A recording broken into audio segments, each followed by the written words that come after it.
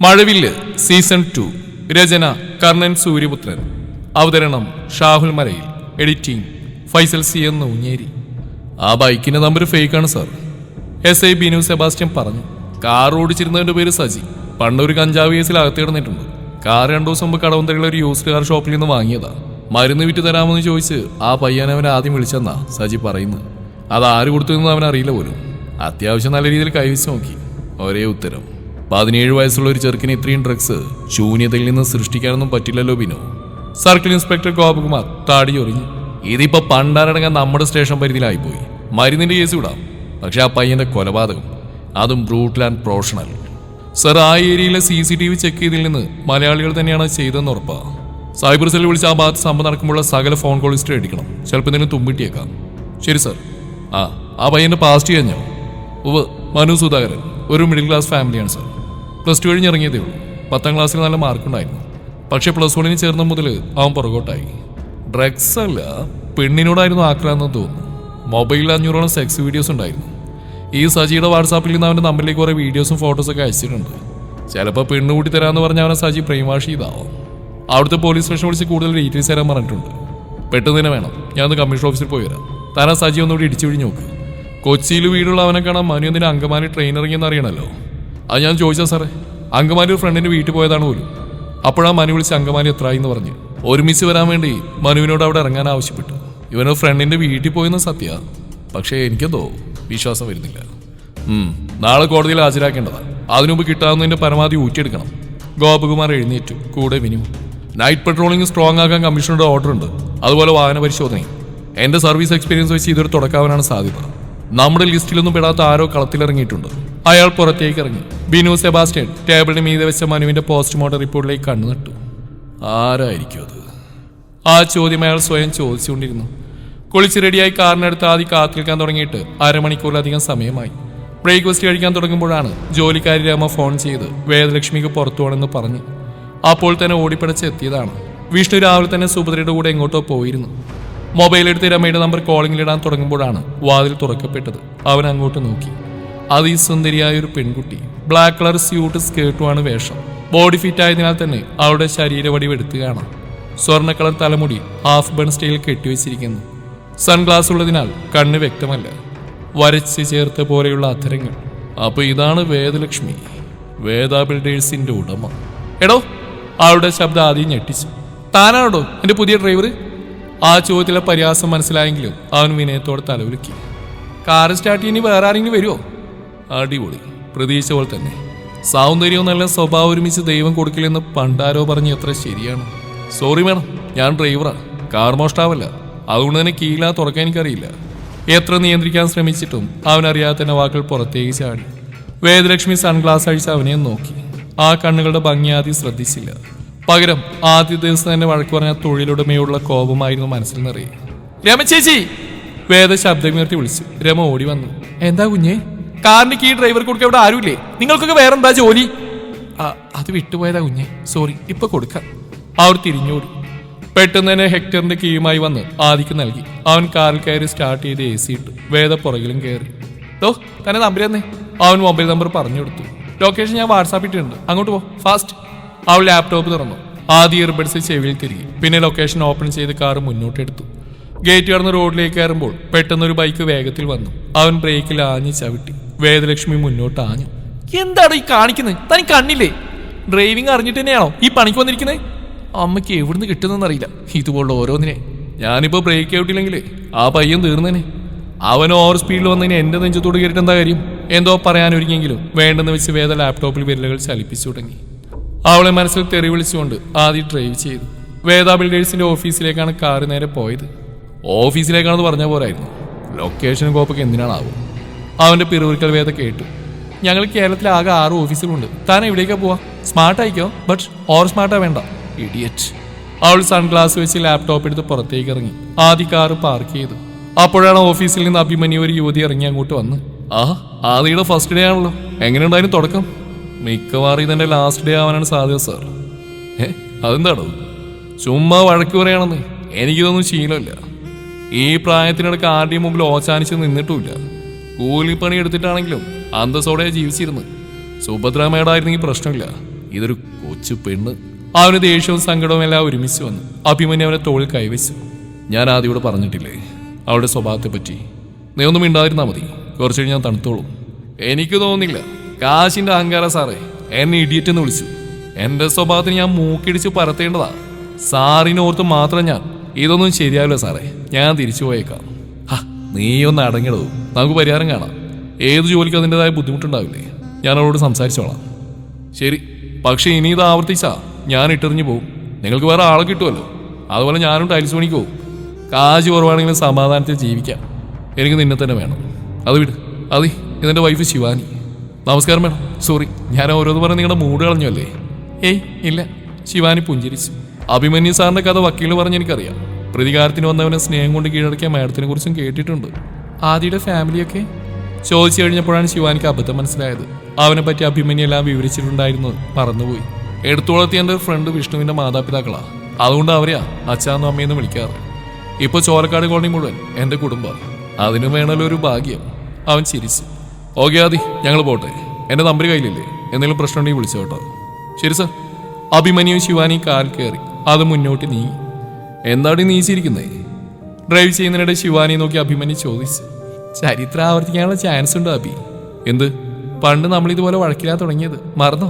എൻ്റെ കാറ് നിന്റെ സ്കൂട്ടിലിടിച്ചതും നിന്നെ ഏട്ടന് ഹോസ്പിറ്റലിൽ കൊണ്ടുപോയതൊക്കെ അതെല്ലാം എൻ്റെ പ്ലാനായിരുന്നല്ലോ. ഇനി ആദ്യം അതുപോലെ വല്ല പ്ലാനുമായി വന്നതാണോടാ? ഏയ്, ഞാൻ അന്വേഷിച്ചു. അവനെടുത്തു വളർത്തിയ വിഷ്ണുവിൻ്റെ പേരൻസ് തന്നെയാണ്. പാസ്റ്റ് ലൈഫിലെ പ്രതികാരത്തിന് വന്നോന്നല്ലെന്ന് ഉറപ്പുണ്ട്. എന്നാൽ ദേഷ്യക്കാരിയായ നായകനും പാവ നായകനും തമ്മിൽ പ്രണയത്തിലാവട്ടെ. കുറെ സിനിമകളും കഥകളൊക്കെ ഉള്ളതുപോലെ ആദ്യം വഴക്ക്, പിന്നെ പ്രേമം, ഒടുക്കം കോടീശ്വരിയായ നായകൻ കല്യാണം കഴിക്കുന്നു. ശുഭം. നടന്നു തന്നെ. വേദയുടെ സ്വഭാവം നിനക്ക് ശരിക്കും അറിയാത്തോണ്ടാ ഞാൻ അവനെ ആശ്വസിപ്പിച്ചു എന്നേ ഉള്ളൂ. ഇനി അവിടെ വായിലിരിക്കുന്ന അവൻ തീർച്ചയായിട്ടും കേൾക്കേണ്ടി വരും. പക്ഷെ ദേഷ്യക്കാരിയാണെങ്കിലും ആളൊരു പാവ. അയ്യടാ, അല്ലെങ്കിൽ നിനക്ക് അവളെ പറ്റി പറയുമ്പോൾ 100 നാവാ. ഞാനും ശ്രദ്ധിക്കുന്നില്ലെന്ന് കരുതരുത്. എല്ലാവരോടും ചാടി കളിക്കുന്ന അവള് നിന്റെ മുമ്പിൽ എന്തൊരു സോഫ്റ്റാ. ആ വിളിയിൽ ഇങ്ങനെ തേനും പാലും ഒഴുകും. ഒരു അഭിയേട്ടൻ. ശിവാനി ചുണ്ടുകൾ കൂർപ്പിച്ച് അവനെ നോക്കി. ഒന്ന് പോപ്പിച്ചാച്ചേ, നിനക്ക് സംശയരോഗം തുടങ്ങിയ എങ്ങനെയില്ലാണ്ടിരിക്കും? എൻ്റെ കാര്യത്തിൽ എനിക്കിപ്പോൾ ഒരു ശ്രദ്ധയുമില്ല. എൻ്റേത് പോട്ടെ. മീനി ചേച്ചിയുടെ അച്ഛനും അമ്മയും നിന്നോടൊന്ന് അവിടെ വരെ ചെല്ലാൻ പറ്റിട്ട് എത്ര നാളായി? നീ പോയോ? പക്ഷേ സുഭദ്ര ടീച്ചറോ മോളോ ഒന്ന് ഫോൺ ചെയ്താൽ മതി, നീ അങ്ങോട്ട് പറക്കും. ഇതിന് മാത്രം എന്ത് ബന്ധാണാവോ? അതറിയില്ലേ, എൻ്റെ ജാതത്തിലുണ്ട് 2 കെട്ടുവന്ന്. കുറേ ആയില്ലേ നിന്റെ കൂടെ ജീവിക്കുന്നു. ബോറടിച്ചടി. നിന്നേക്കാൾ പ്രായം കുറഞ്ഞ സുന്ദരിയായ പെങ്കൊച്ചിനെ കിട്ടിയാൽ വേണ്ടെന്ന് വെക്കണം. എന്നാന്ന് നിന്റെ അവസാനം? അവൾ മുഖം വീർപ്പിച്ച് പുറത്തേക്ക് നോക്കിയിരുന്നു. ശിവ. അവൾ മിണ്ടിയില്ല. എടി ശിവ. അഭിമന്യു ശബ്ദമുയർത്തി. എന്താ? അവൾ ദേഷ്യത്തിൽ ചോദിച്ചു. അപ്പോഴേക്കും പിണങ്ങിയോടി. നീ പറഞ്ഞ കാര്യമായിട്ടാണ് അഭി? എന്നെ മടുത്തു നിനക്ക്? അഭിമന്യു കാറ് സൈഡിലേക്ക് ഒതുക്കി നിർത്തി. അവളുടെ മുഖം തന്നിലേക്ക് അടുപ്പിച്ച് അവളുടെ അധരങ്ങളിൽ അമർത്തി ചുംബിച്ചു. എനിക്ക് നിന്നെ മടുക്കുമെന്ന് തോന്നുന്നുണ്ടോടി? അതല്ലേടാ, എനിക്കൊരു കുഞ്ഞിനെ തരാൻ പോലും എനിക്ക് കഴിയുന്നില്ല. നീ അതിനത്ര കൊതിക്കുന്നുണ്ടെന്ന് എനിക്കറിയാം. ചിലപ്പോൾ നിനക്ക് തോന്നിയാലോ എനിക്ക് പകരം വേറെ പെണ്ണായിരുന്നെങ്കിൽ നിന്റെ ആഗ്രഹങ്ങളെല്ലാം നടന്നെങ്കിലെന്ന്. അവളുടെ കണ്ണുകൾ നിറഞ്ഞു. അഭിമന്യു ആ കയ്യിലെ അധരങ്ങൾ അമർത്തി. ആരും നിനക്ക് പകരാവില്ല ശിവ. നിന്നോടുള്ള സ്നേഹം അന്നും ഇന്നും എന്നും ഒരുപോലെയാ. നീ എന്ന ഭാഗ്യമാണെടി പെണ്ണേ. പിന്നെ കുഞ്ഞിന്റെ കാര്യം അത് സമയമാകുമ്പോൾ നടക്കും. അതോർത്ത് പൊന്നുമോളും മനസ്സ് വിഷമിക്കണ്ട. നമുക്കൊരു ഐസ്ക്രീം കഴിച്ചാലോ? എനിക്ക് 2 വേണം. സെറ്റ്. അവൻ കാറ് മുന്നോട്ടെടുത്തു. കാൽപ്പെരുമാറ്റം കേട്ട് വിഷ്ണു ബെഡിൽ കിടന്ന് തലയുയർത്തി നോക്കി. ആദ്യമായിരുന്നു. നീ എന്നടാ വൈകിയത്? ആ പന്ന ഡാഷ്മോടെ കറക്കം തീരണ്ടേ? ആദ്യ അരിശത്തോടെ ഷർട്ട് ഊരിയെറിഞ്ഞു. രാവിലെ മുതൽ ഈ നേരം വരെ ഒന്നും കഴിച്ചിട്ടില്ല. ഇന്നത്തോടെ ലോകം അവസാനിക്കുന്ന മട്ടില്ല. അവൾ ഒരിടത്തും മറ്റിടത്തേക്ക് പോകുന്നു.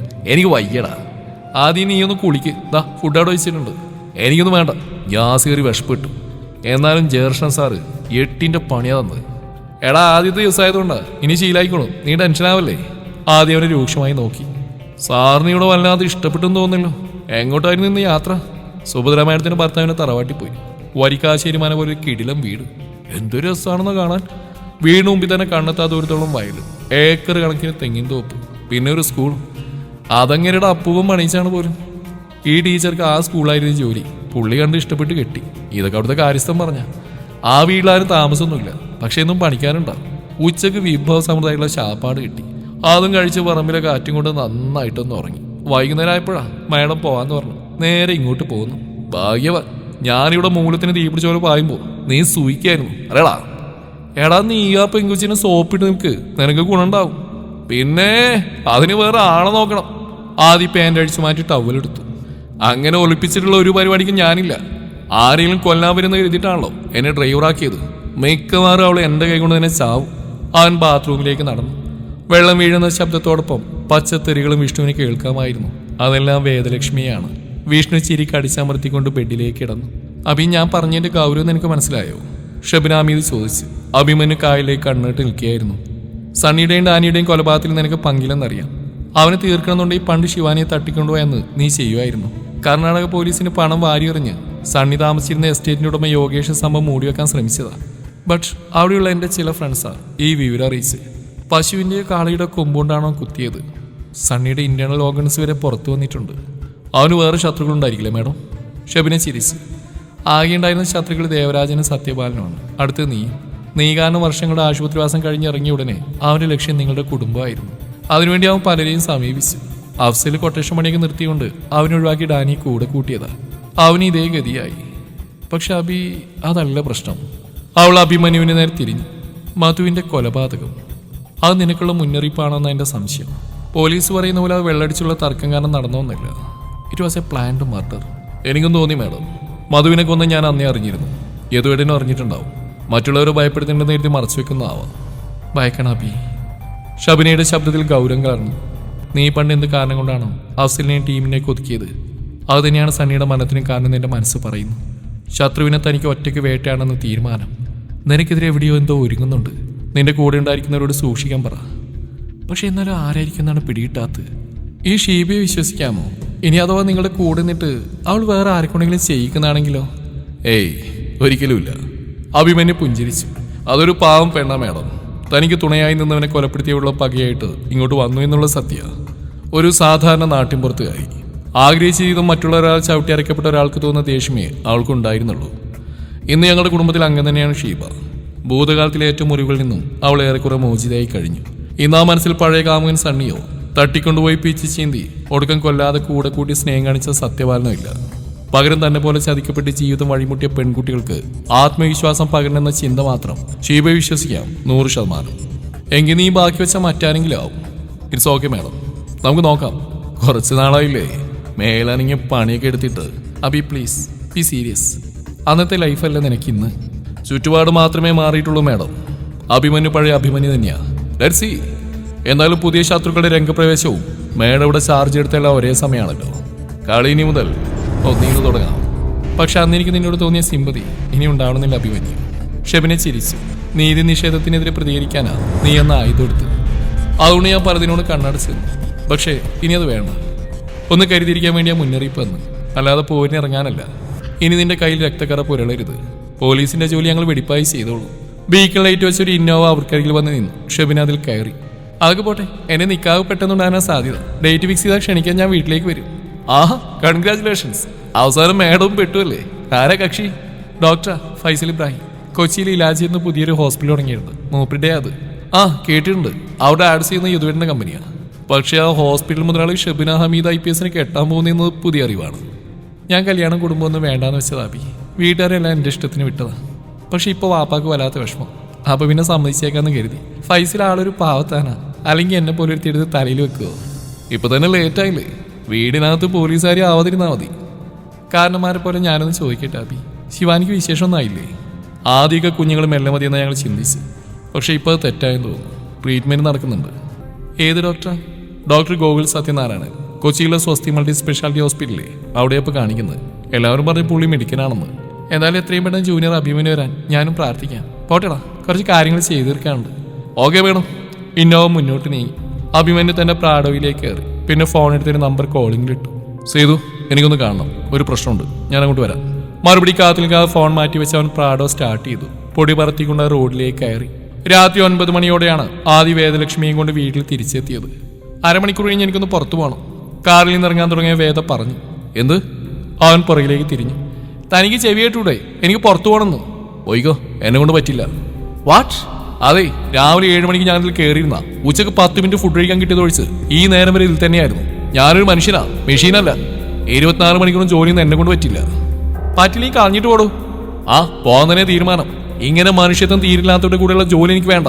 ഒരാഴ്ചയും ഞാനിവിടെ വന്നിട്ട് ഒരൊറ്റ ദിവസം പോലും മര്യാദക്ക് ആഹാരം കഴിക്കാൻ പോലും നിങ്ങൾ സമയം തരുന്നില്ല. ഡ്രൈവർ കഴിച്ചില്ലെങ്കിൽ നിങ്ങൾക്ക് എന്താ അല്ലേ?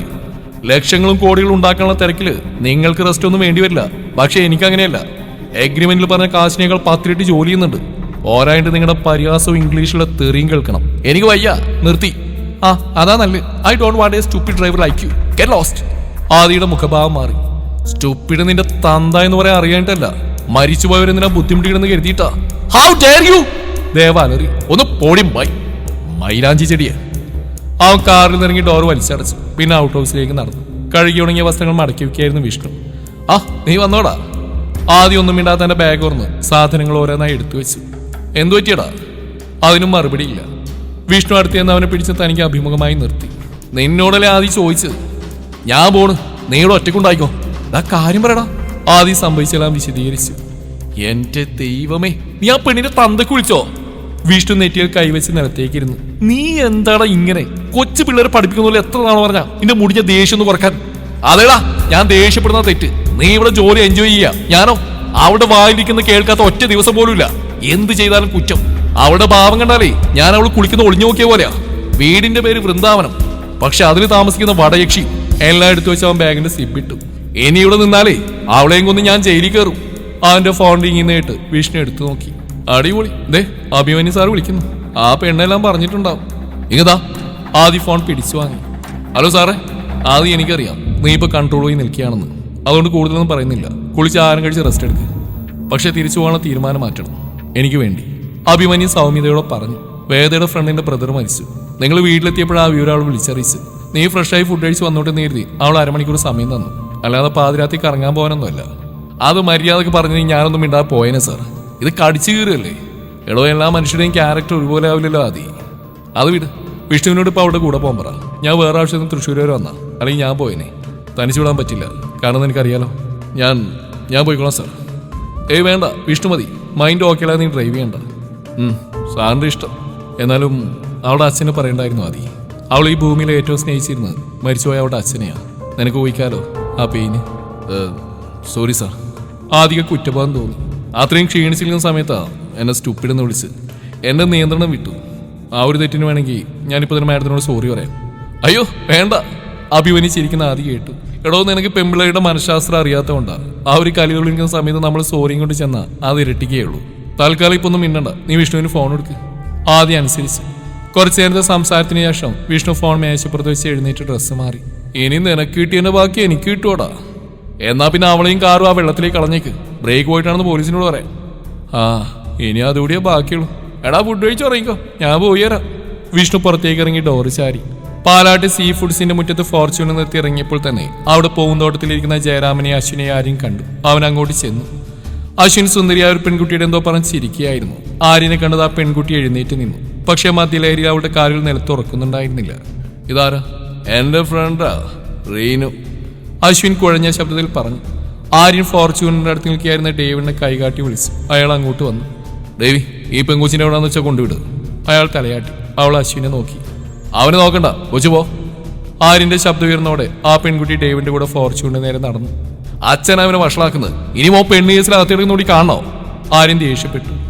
ജയരാമൻ ചിരിച്ചുകൊണ്ട് ഗ്ലാസ്സിൽ മദ്യ നിറച്ച് അവന്റെ മുന്നിലേക്ക് നീക്കി വെച്ചു. തന്നോളം വളർന്ന മക്കളെ താനെന്ന് വിളിക്കണമെന്ന അവൻ ജീവിതം ആസ്വദിക്കട്ടെ, ഞാനെന്തിന് തടയണം? നല്ല തന്ത. ആര്യൻ മദ്യമെടുത്ത് കുടിച്ചു. പിന്നെ അവർക്കരികിൽ ഇരുന്നു. ബിസിനസ് ശ്രദ്ധിക്കാതെ അമ്മ പരാതി പറയുന്നുണ്ട്. അറിയാൻ പാടില്ലാണ്ട് ചോദിക്കുക. ശരിക്കും അച്ഛന്റെ പ്രശ്നം എന്താ? ശ്രീധരന്റെ കുടുംബത്തുള്ള പ്രതികാരദാഹം മാത്രമാണെങ്കിൽ അത് ഞാൻ ഏറ്റെന്ന് പറഞ്ഞല്ലോ. അതിനുള്ള വഴികളും കണ്ടിട്ടുണ്ട്. അച്ഛന് ബിസിനസ്സുകളിൽ മര്യാദക്ക് നോക്കിയെടുത്തി കൂടെ? ജയരാമൻ ഒരു സിഗരറ്റ് കത്തിച്ച് പുക ഊതി വിട്ടു. എനിക്ക് പകരം നിന്റെ അമ്മ എല്ലായിടത്തും ഓടി നടക്കുന്നുണ്ടല്ലോ. കുറച്ചു നേരത്തെ വിളിച്ചിരുന്നു. ഫിലിം പ്രൊഡ്യൂസേഴ്സിന്റെ മീറ്റിംഗ് തിരുവനന്തപുരത്ത് വെച്ച് നാളെ നടക്കുക. അങ്ങോട്ട് പോകുന്നു എന്നും പറഞ്ഞു. അതും ഈ രാത്രിയിൽ. പിന്നെന്തിനാണ് ഞാൻ കഷ്ടപ്പെടുന്നത്? എന്റെ ചെലവിനുള്ളതൊക്കെ ഞാൻ ഉണ്ടാക്കുന്നുണ്ട്. പാലാട്ട് ശേഖരക്കുറുപ്പിന്റെ മോളുടെ ഔദാര്യം കൊണ്ടല്ല ജയരാമൻ ജീവിക്കുന്നത്. അയാൾ മദ്യം വായിലേക്ക് ഒഴിച്ചു. നിന്റെ അടുത്ത ചോദ്യം, ബിസിനസ്സുകൾ ശ്രദ്ധിക്കാതെ ഞാൻ എന്തിനാ ഈ സീ ഫുഡിന്റെ മുറ്റത്തിരുന്ന് കള്ളുടിക്കുന്നതെന്നാവും. അങ്ങനെ ഞാൻ ചോദിച്ചിട്ടില്ല. ചോദിച്ചാലും പ്രശ്നമില്ല. ഇവിടെ കുറെ പഴയ ഓർമ്മകളുണ്ട്. ലഹരി തലയിൽ കയറുമ്പോ അതൊക്കെ ഓർക്കാനൊരു സുഖ. പാലാട്ട തമ്പുരാട്ടിയുടെ ഒരു സ്ഥാപനത്തിൽ നിന്ന് എന്നെ അടിച്ചെറുക്കാൻ ആർക്കും സാധിക്കില്ല. അങ്ങനെ ഒരു വര ശേഖരക്കുറിപ്പ് ചാവ് മുമ്പ് തന്നിട്ടുണ്ട്. നീ എന്തോ സംസാരിക്കാനുണ്ടെന്ന് പറഞ്ഞിരുന്നല്ലോ. എന്താ അത്? വേദലക്ഷ്മിയുടെ പുതിയ ഡ്രൈവറെ കുറിച്ചാ? അവനായിട്ട് നാളെ ഒരു മീറ്റിംഗ് സി ഐ ജയകൃഷ്ണൻ ഏർപ്പാട് ചെയ്തിട്ടുണ്ട്. ഇതൊക്കെ നടക്കുന്ന തന്നെയാണത്. വെറുതെ നാണം കെടുത്തരുത്. നടക്കും. അവരോട് സംസാരിക്കാൻ അച്ഛൻ വരുന്നുണ്ടോ? ഏയ് ഞാനില്ല. നിന്റെ അല്ലേ ബുദ്ധി, നീ തന്നെ എല്ലാം ചെയ്താൽ മതി. ആര്യനൊന്നും മൂളി. പിന്നെ അശ്വിന്റെ നേരെ തിരിഞ്ഞു. ദാ എടുത്ത കണക്കെല്ലാം നോക്കിയോ? അതൊക്കെ വൈകുന്നേരം നോക്കി അമ്മക്ക് അയച്ചു കൊടുത്തിട്ടുണ്ട്. എന്നവാ അച്ഛനെണീ വീട്ടിൽ പോവാം. നിങ്ങൾ പോക്കോ, ഞാനിന്ന് ഇവിടെ കിടക്കുന്നത്. അയാൾ സീഫ്രിസിന്റെ ഓഫീസ് റൂമിന് നേരെ കൈ ചൂണ്ടി. അതൊന്നും വേണ്ട, പണ്ട് ഞാനിവിടെ തണുത്ത് വിറച്ച് കുറെ കിടന്നിട്ടുണ്ട്. മകളെ ചെല്ലാൻ നോക്ക്. പറഞ്ഞിട്ട് കാര്യമില്ലെന്ന് അറിയാവുന്നതുകൊണ്ട് ആര്യൻ അശ്വിനെ താങ്ങി പിടിച്ച് അവിടെ നിർത്തിയിട്ട BMW കാറിന് നേരെ നടന്നു. കാറ് കയറ്റി കടന്നു പോയപ്പോൾ ജയരാമൻ കസേരയിലേക്ക് ചാരി. പിന്നെ മൊബൈൽ എടുത്തൊരു നമ്പർ കോളിംഗിലിട്ടു. തുടരും ഈ കഥയുടെ ബാക്കി ഭാഗം നാളെ ഇതേ സമയം.